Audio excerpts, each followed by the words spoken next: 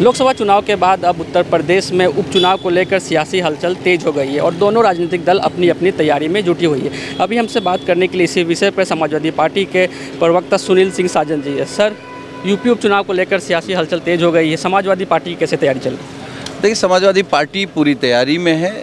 10 की 10 सभी सीटें समाजवादी पार्टी जीतेगी।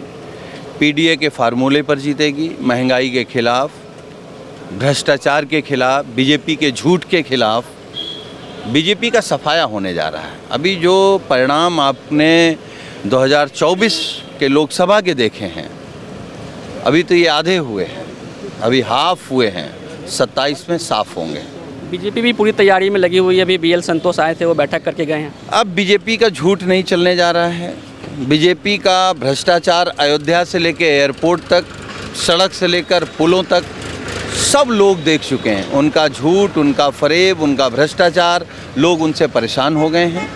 अब उनको हराने का काम पूरा उत्तर प्रदेश करने जा रहा है। समाजवादी पार्टी की 5 सीटें हैं, अगर 10 सीटों की बात करें, और 5 सीटों में से 3 बीजेपी की है और एक निषाद पार्टी है और एक RLD की है। तो आप अपने 5 सीटों का तो दावा कर ही रहे हैं, और उस 5 सीटों को लेकर आपकी क्या राय है? हमने कहा 10 की 10 सीटें समाजवादी पार्टी चुनाव जीतने जा रही बाई इलेक्शन में। बीजेपी कोई बीजेपी की नहीं, कोई किसी की नहीं है, सब समाजवादी पार्टी की। सब माननीय अखिलेश यादव जी के नाम पर, उनकी रणनीति पर चुनाव होने जा रहा है। ये बदलाव आपको दिखेगा। बीजेपी अपनी सीटें नहीं बचा पा रही है। NDA कोटे की जो सीटें, उस पर भी आपका दावा है? हम क्या कह रहे हैं, किसी का कोटा नहीं होता है। जनता जिसका कोटा तय कर दे उसका है।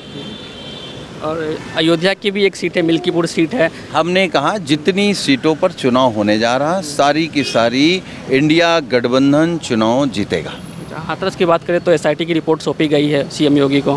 क्या लगता है कि कार्रवाई हो पाएगी? देखिए, उस दर्दनाक घटना के बाद, हादसे के बाद, माननीय मुख्यमंत्री जी कह रहे थे कि साजिश है।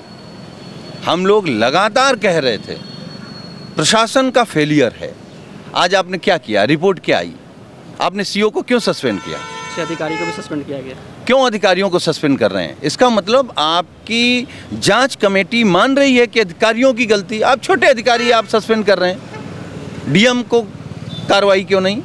कप्तान पे कार्रवाई क्यों नहीं? कौन जिम्मेदार है? तो छोटे मोटे सस्पेंड करके आप अपनी नाकामी नहीं छिपा सकते।